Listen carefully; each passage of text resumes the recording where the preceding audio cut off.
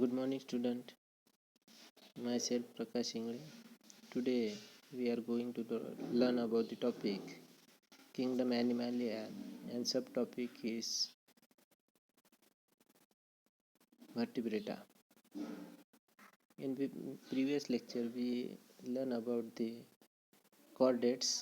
In chordates, there are three subtypes: subphyla, Urochordata, Cephalochordata, and third one is Vertebrata. We learn about the Cephalochordata and Urochordata in the previous lecture, and in this lecture the examples of Cephalochordata and Urochordata about discuss.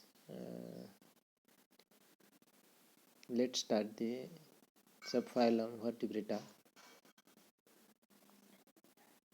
In these chordates, notochord is replaced by cartilaginous or bony vertebral columns.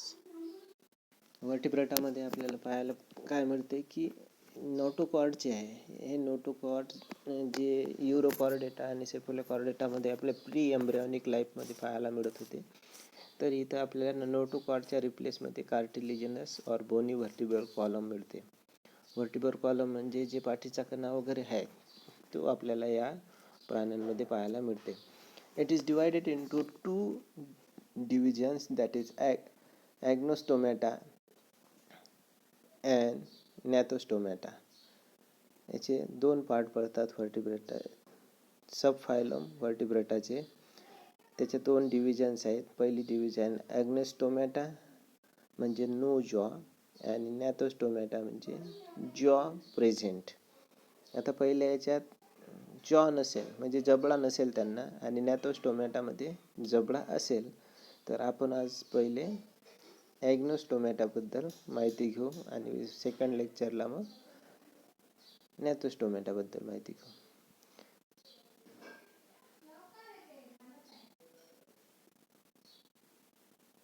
ॲग्नोस्टोमॅटा किंवा त्याला अज्ञाता सुद्धा म्हणतात. This division include the lowest of the most primitive vertebrates which are without jaws. जे lowest primitive vertebrates आहेत त्यामध्ये आपल्याला हे एक्झाम्पल पाहायला मिळतात. They includes only one class of living vertebrates, the Cyclostomata. यामध्ये आपल्याला एकच क्लास पाहायला मिळते. तो क्लास म्हणजे कोणता? सायक्लोस्टोमॅटा. सायक्लोस्टोमॅटा म्हणजे ज्याचं तोंड अगदी सर्क्युलर आहे अशा प्रकारचे.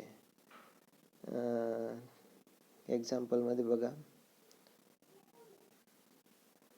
हे तोंड त्याचं कसं आहे? सर्क्युलर आहे, एकदम असं सर्क्युलर येते त्याच्यातून.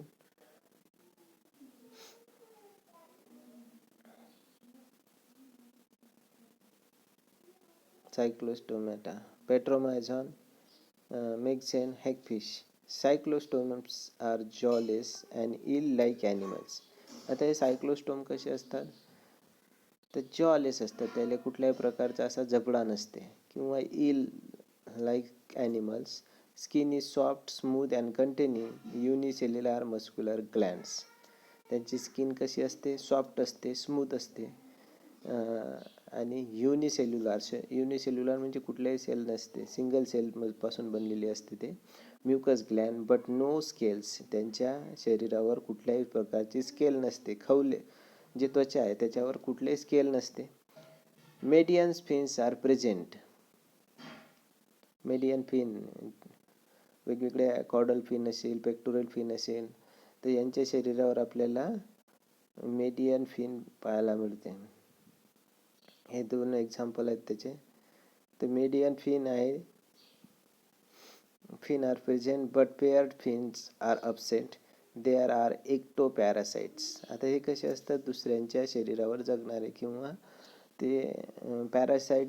जेव्हा ही डेफिनेशन येते ते डिपेंडंट असतात दुसऱ्याच्या शरीरावर, तर हे बाह्य भागावर जगणारे म्हणजे एक्टोपॅरासाइट्स आहेत. They have sucking and circular mouth without jaws.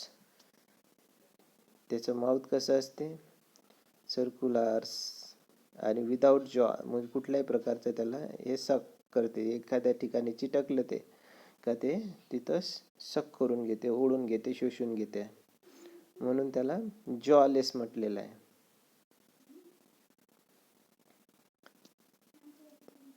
cranium and vertebral column made up of cartilage. Vertebral column कशापासून बनलेला आहे? कार्टिलेज पासून बनलेला आहे. एवढे त्याचे कॅरेक्टरिस्टिक झाले आहे. आपल्याला या टॉपिकमध्ये ॲग्नोस्टोमॅटाबद्दल डिटेल माहिती घेतली. हे त्याचे एक्झाम्पल आहे. त्यानंतर त्याचे आणखी कॅरेक्टर्स काय आहे? ते digestive system lacks stomach. Digestive system मध्ये लॅक स्टमक असेल. Respirations occurs by 6 to 15 pairs of gill slit. त्याचं रिस्पायरेशन त्या गिल स्लिटमधून होते, जे की त्याची संख्या 6 ते 15 पर्यंत असते. Gill slits are the without operculums. Here heart is 2 chamber with 1 auricle and 1 ventricles. Human बिंगचं जर पाहिलं आपण तर 2 ऑरिकल आणि 2 व्हेंट्रिकल असे 4 चेंबर असतात. पण या वर्टिब्रेट्समध्ये काय आहे? 2 चेंबर्सच असतात. एक single auricle and single ventricle. Gonad is single large without gonoduct. Fertilisation is external. यांचं फर्टिलायझेशन कसं होते? एक्सटर्नलमधून होते. They are anadromous, that is migrate for spawning to fresh water to their marine habitat. Anadromous, they are anadromous म्हणजे ते migrate करतात एका ठिकाणाहून दुसऱ्या ठिकाणी, खाऱ्या पाण्यातून गोड्या पाण्यामध्ये, नाही सॉरी, गोड्या पाण्यातून खाऱ्या पाण्या, म्हणजे फ्रेश वॉटर जे असेल, नदी नाले ओढ्या, याच्यातून ते शिशोर एरियामध्ये जातात किंवा त्या ठिकाणी ते मायग्रेट करतात एका ठिकाणाहून दुसऱ्या ठिकाणी. After spawning they die within a few days. एकदा त्यांची स्पॉनिंग झाली की काही दिवसातच ते मृत पावतात. Larvae is metamorphose and the migrate to oceans. त्यांचे जे लार्वे आहेत, चाटूक आपण ज्याला म्हणतो, हे चाटूक कुठे जातात? मायग्रेशन करून ते ओशियनमध्ये जातात, महासागरमध्ये ते ट्रॅव्हलिंग करतात. म्हणजे एका ठिकाणाहून दुसऱ्या ठिकाणी हे ट्रॅव्हलिंग करतात. हे झाले अग्न्याथा किंवा या अग्न्याथोस्टोमॅटा या बद्दल आपण माहिती घेतली. पुढच्या टॉपिकला आपण न्याथोस्टोमॅटा म्हणजे ज्यांना जॉ असेल, जबडा असेल, अशा त्या फिशचा आपण एक्झाम्पल पाहू. आजच्या टॉपिकमध्ये एवढंच. थँक्यू.